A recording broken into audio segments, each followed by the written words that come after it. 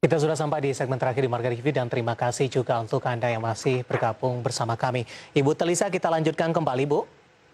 Baik, Ya, silakan. menyambung perbincangan kita di segmen sebelumnya, Ibu Telisa, ini terkait juga dengan posisi impor yang jauh mengalami peningkatan cukup signifikan dibandingkan dengan ekspor begitu. Tadi juga sudah kita bahas, ini impor lebih banyak kepada barang-barang Bahan tadi, baku dan ya, penolong. bahan Ya. baku dan penolong begitu. Apakah ini indikatornya cukup baik, Bu? Ini juga terkait juga dengan program TKDN yang sudah digaungkan oleh pemerintah dan juga menjadi perhatian dalam beberapa pekan terakhir. Ya, mungkin perlu kita bedakan ya, impor yang dibahas viral itu sebenarnya memang lebih banyak impor untuk produk-produk yang dihasilkan oleh UMKM. Ya, Nah, produk-produk yang dihasilkan oleh UMKM kita kebanyakan tuh dihilir. Ya, itu yang perlu kita sadari. Jadi produk-produk hilir seperti misalkan baju, kerajinan tangan, ataupun makanan minuman, itu kan produk-produk hilir ya. Nah, itu memang yang TKDN-nya berusaha ditingkatkan. Artinya kita berusaha mencintai lokal produk kita. Kalau malah misalkan itu UMKM nih sama-sama misalkan baju gitu, baju yang diproduksi oleh Made in Indonesia sama Made in luar yang menjadi pesaing. Nah, itu sebenarnya kan kita udah mampu menghasilkan baju tuh dari lama dan kualitasnya juga tidak kalah. Nah, itu yang memang boleh dirubah TKDN. Tapi kalau kita bicara impor dari sisi bahan baku, ada beberapa bahan baku yang memang tidak ada di Indonesia, tidak dihasilkan oleh alam Indonesia, dan itu kita membutuhkan gitu. Contoh bahan baku farmasi, bahan baku obat, tidak semuanya bisa diproduksi oleh lokal. Nah, ada yang bisa disubstitusi untuk lokal, untuk produk lokal. Tapi kan untuk obat, misalkan karena obat itu misalkan sangat langka, itu hanya dihasilkan di negara tertentu, kan kita berarti tetap membutuhkan impor itu. Jadi ini yang harus dibedakan. Antara yang di media itu dibahas, itu kan lebih banyak ke sisi produk-produk hilir yang menjadi dikeluarkan oleh UMKM.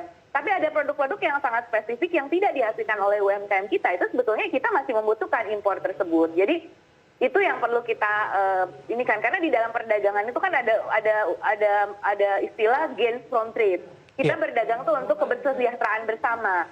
Misalkan kita menjadi anggota ASEAN, ASEAN Free Trade Area, ASEAN China Free Trade Area, terus kita juga dengan IECPA, itu kan tujuannya mencapai kesejahteraan bersama. Nah, kan nggak mungkin kesejahteraan bersama tuh satu sisi aja, kita maunya ngekspor aja ke negara lain, tapi nggak mau nerima impor dari negara lain, kan tidak juga. Jadi artinya kita pilih-pilih mana produk-produk yang kita sebenarnya bisa menghasilkan dan menjadi kebanggaan UMKM kita. Nah, itu kita mengurangi tuh impor yang seperti itu. Tapi kalau impor itu dari negara yang memang kita butuh dan itu kadang-kadang produk-produk ekspor kita bahan bakunya memang impor. Ada jenis-jenis tertentu yang tidak ada tersedia karena kualitas produk itu beda-beda, jenis produk itu bertingkat-tingkat. Nah, misalkan untuk tingkatan tertentu yang bisa disubstitusi oleh domestik, tentu kita siapkan industri substitusi impor. Tapi kalau misalkan itu kita tidak efisien dalam memproduksi itu, bahkan kita tidak punya sumber dayanya, ya itu kita sebenarnya tidak masalah untuk mengimpor negara tersebut, karena juga untuk menjamin hubungan baik dengan negara. Karena kita bukan negara autarki yang memenuhi semua kebutuhan sendiri. Kita ada negara terbuka, cuma kita ingin di dalam keterbukaan perdagangan tuh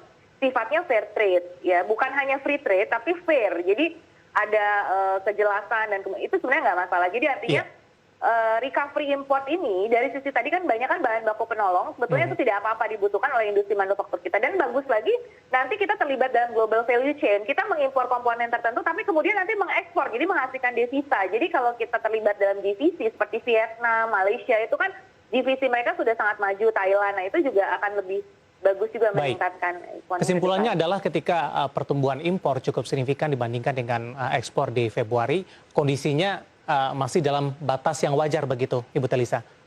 Betul. Tidak perlu dikhawatirkan? Iya, tidak terlalu perlu dikhawatirkan. Sebenarnya begini, memang yang menjadi kekhawatiran yang belakangan ini viral itu adalah melalui platform e-commerce. Karena nah itu, apakah itu terdata atau tidak di dalam neraca yang disampaikan oleh BPS. Sebenarnya kan kalau yang di BPS itu kebanyakan mungkin dalam platform umum yang lewat bea cukai.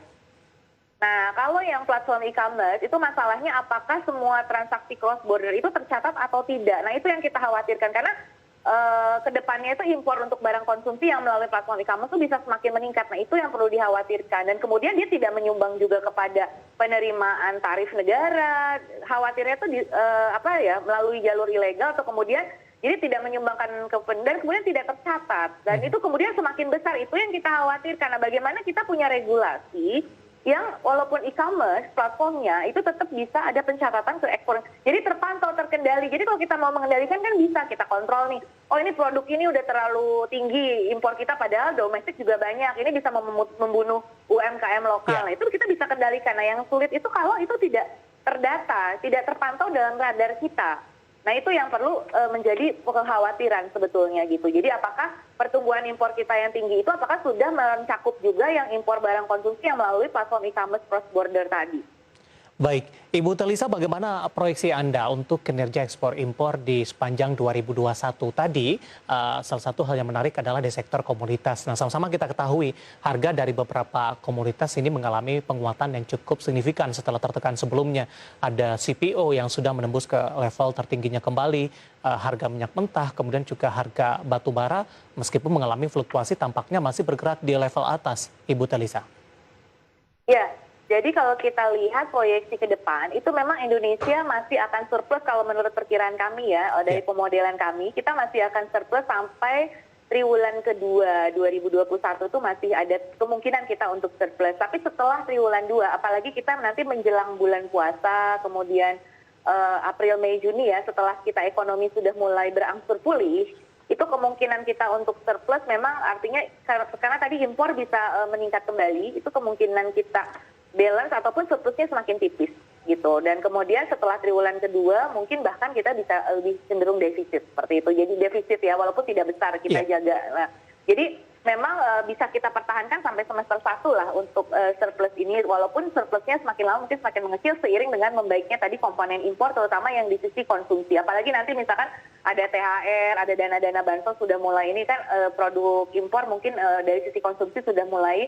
Ini kemudian perusahaan-perusahaan yang saat ini sedang berada dalam proses planning kan kalau kita lihat purchasing manager index kita agak sedikit turun. Nah nanti triwulan-triwulan ke depan itu purchasing manager index diproyeksikan akan naik dan bahan baku bisa naik lagi gitu. Jadi artinya kemungkinan impornya tumbuh itu juga cukup tinggi sehingga membuat neraca dagang kita menjadi defisitnya surplusnya menjadi semakin kecil gitu atau bahkan bisa ke defisit kalau ekonomi pulihnya sudah semakin baik gitu. Baik, Ibu Telisa, waktu kita cukup terbatas, Bu. Terima kasih sudah bergabung bersama kami. Semoga bisa menjadi referensi bagi pemirsa IDI Channel. Sehat selalu, Ibu Telisa. Terima kasih. Terima kasih. Ada Ibu Telisa Valianti, ekonom Universitas Indonesia. Dan perbincangan tadi mengakhiri kebersamaan kita di Market Review kali ini. Akhirnya saya Devi San Oval dan seluruh kerabat kerja yang bertugas mengucapkan terima kasih. Sampai berjumpa kembali.